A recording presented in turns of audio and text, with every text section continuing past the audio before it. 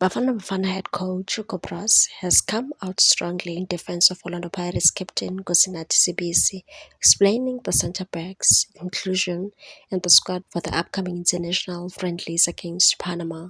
South Africa will face Panama twice as part of their preparations for the 2026 FIFA World Cup, first at Moses Mabhida Stadium on Friday, 27 March, and again at DHL Stadium on Tuesday, 31 March. Broos announced his final 23-man squad for the back-to-back fixtures on Thursday, including 5 players from Orlando Pirates, with CBC among them.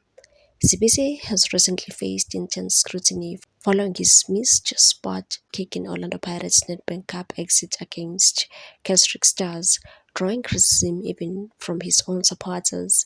Speaking to media after revealing his squad, Broos dismissed the backlash as ridiculous and said being under pressure because you missed penalties is the most ridiculous thing you can ever imagine. He took his responsibility as captain of Pirates. Yes, he missed, but he's not the first player to miss a penalty. Broos highlighted the unpredictable nature of penalty shootouts, citing Cape Verde's 5 misses against Bafana Bafana in the 2024 Africa Cup of Nations quarterfinals, and said it shows what social media is. It's trash. It's just trash. Criticizing a player for missing a penalty shows you don't know anything about football.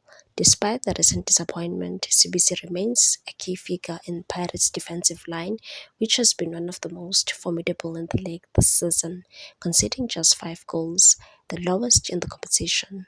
As Bafana Bafana gears up for the World Cup campaign in June, Hugo's backing provides a clear message. Leadership and consistent performance outweigh the occasional misstep on the field.